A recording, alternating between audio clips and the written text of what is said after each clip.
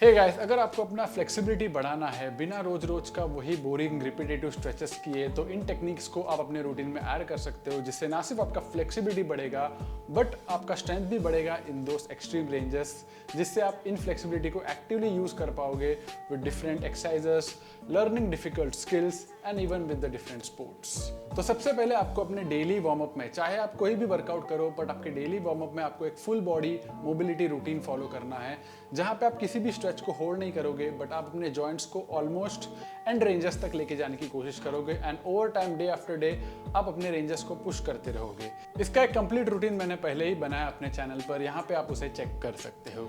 So mainly ये routine आपके नेक से शुरू होगा एंड धीरे धीरे आप अपने सारे जॉइंट्स को कवर करोगे and reach till your ankles. तो सारे जॉइंट्स को ओपन अप करना is the goal with this warm up.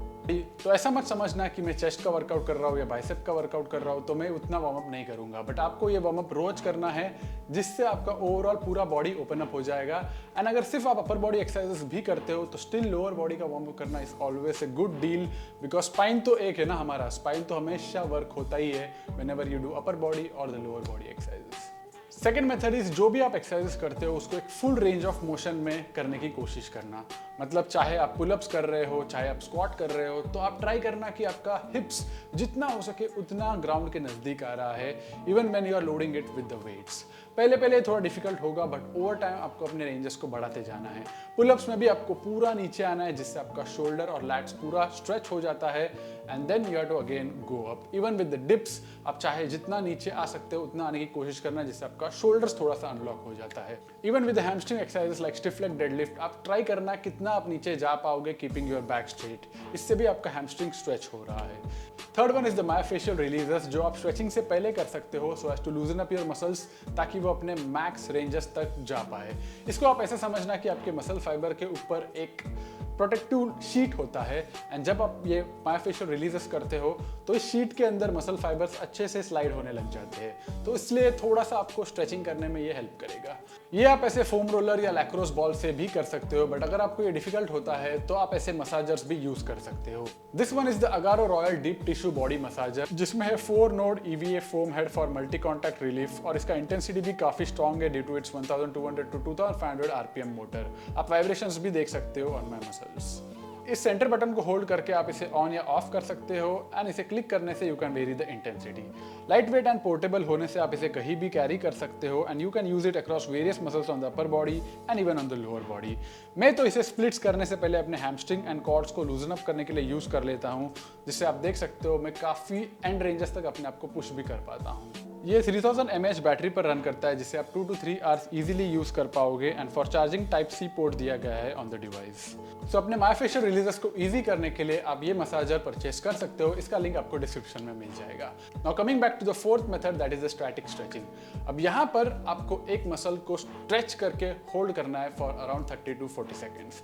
अब स्ट्रेच करने का मतलब एक मसल के एंड पॉइंट्स को आपको दूर करना है। मतलब बाइसेप्स का अगर हम एग्जांपल लें तो ये एल्बो जॉइंट और शोल्डर पे अटैच्ड है, तो एल्बो और शोल्डर का दोनों एंड से जब बाइसेप स्ट्रेच खींचा जाएगा तो it's called the static stretch of the bicep. इसको मैं वॉल पे हाथ रख के और भी एग्जैजरेट कर सकता हूँ। तो इसको मेरे को स्ट्रेच करके यहाँ पे होल्ड करना है फॉर 30 to 40 सेकेंड्स। अब ऐसे ही आप सारे मसल्स के लिए देख सकते हो कि उसको कैसे स्ट्रेच करना है based upon the anatomy and the muscle fibre direction. And मेरे चैनल पे भी बहुत वीडियोस है on static stretches for each and every muscle, वो भी आप देख के कर सकते हो स्टैटिक स्ट्रेचेस। आप जब भी इसे होल्ड करोगे स्टैटिक स्ट्रेचेस को, एकदम पेन जहां पे आपको फील हो रहा है वहां पे होल्ड नहीं करना है। Pain should be around 5 to 6 out of 10, but you have to hold there for around 40 seconds, जिससे आपका नर्वस सिस्टम का reaction to that muscle when it's stretching वो धीरे धीरे डिम होते जाएगा and over time you will be able to stretch that muscle to its extreme without feeling any pain. Fifth one is the stretches using weights. अब अगर आप जब body weight stretches करते हो और आप काफ़ी यूज टू हो जाते हो उससे और आप ऑलमोस्ट अपने मैक्स पोटेंशियल तक स्ट्रेच कर पा रहे हो विद योर बॉडी वेट, तब आप उन सारे स्ट्रेचेस में वेट्स भी ऐड कर सकते हो। इससे ना सिर्फ आपका मसल स्ट्रेच होगा बट आपका जो स्पेसिफिक जॉइंट है जिसके अराउंड वो मसल अटैच्ड है वो भी स्ट्रांग होने लगेंगे एंड रेंजेस में वेट लेने के लिए। तो ये एक्टिव फ्लेक्सिबिलिटी का काम करेगा आपको। उस फ्लेक्सिबिलिटी को आप यूज भी कर पाओगे ओवर टाइम, क्योंकि जब आप एक मसल स्ट्रेच करते हो तो अपोजिट मसल उसी स्ट्रेच को रेजिस्ट करने की कोशिश करता है। तो इस तरह से जब काम चलता है तो आपका एक्टिव फ्लेक्सिबिलिटी काफ़ी इंप्रूव होगा। इस पर भी मैंने काफ़ी सारे वीडियोस बनाए हैं अपने चैनल पर, आप देख सकते हो कैसे इसे करना है। आप पुली का यूज़ कर सकते हो, जिम का प्लेट्स यूज़ कर सकते हो, डंबल्स यूज़ कर सकते हो, या फिर आप घर पे बैग भी यूज़ कर सकते हो to do this kind of weighted stretches. अब ये 5 मेथड्स अगर आपको समझ में आया है तो उसे यूज़ कैसे करना है। सो द फर्स्ट मेथड जो कि मोबिलिटी रूटीन है वो तो आप वार्म अप में करने वाले हो, तो वो आपका डेली सेट हो जाएगा वहाँ पे। सेकंड वन जहाँ पे एक्सरसाइजेस को आपको फुल रेंज ऑफ मोशन में लेके जाना है, अगर आप रेगुलरली वर्कआउट करते हो तो वो भी आप इंक्लूड करो, एक इंटेंशन रखना कि आपका रेंज ऑफ मोशन को बढ़ाना है। थर्ड जो स्टैटिक स्ट्रेचेस की बात की मैंने, वो आप वीक में एक दिन अराउंड 40 to 60 मिनट्स का एक स्टैटिक स्ट्रेचिंग रूटीन रख सकते हो, जहाँ पे आप सारे मसल्स को टारगेट करोगे और उसके स्टैटिक स्ट्रेचेस को होल्ड करोगे। एंड द फोर्थ वन जो मायोफेशियल रिलीजेस की बात की थी, वो आप इन स्टैटिक स्ट्रेचिंग डे के पहले कर सकते हो, थोड़ा सा विद द फोम रोलर और विद द मसाजर, जिससे इन स्टैटिक स्ट्रेचेस को परफॉर्म करते समय आपके मसल्स आपको ज्यादा रिस्ट्रिक्ट नहीं करेंगे। Fifth one is the loaded stretches, जो मैंने पहले बात की थी, वो आप इनिशियली मत करना। पहले स्टैटिक स्ट्रेचेस से जैसे आप यूज्ड टू हो जाते हो, फिर आप उसमें वेट्स ऐड कर सकते हो। इसको भी आप स्टैटिक स्ट्रेचिंग डे में ही ऐड कर सकते हो कुछ स्ट्रेचेस के लिए जहां पे आप काफी कंफर्टेबल हो। सो आई होप आपको ये सारे चीज समझ गई होंगी। इसे इंप्लीमेंट करना अपने डेली रूटीन में and you will see that आपका फ्लेक्सिबिलिटी काफी बढ़ जाएगा बिना कोई योगा किए या फिर डेली घंटों घंटों का स्ट्रेचिंग किए। मैं खुद इसे यूज करता हूँ एंड आप देख सकते हो ओवर टाइम मेरा फ्लेक्सिबिलिटी कितना बढ़ चुका है।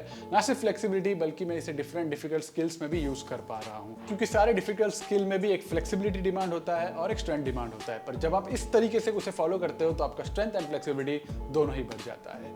सो अगर आपको कुछ डाउट्स होगा तो let me know in the comment below, like the video, share it with everyone and we'll meet in the next video. Until then stay supple, stay strong.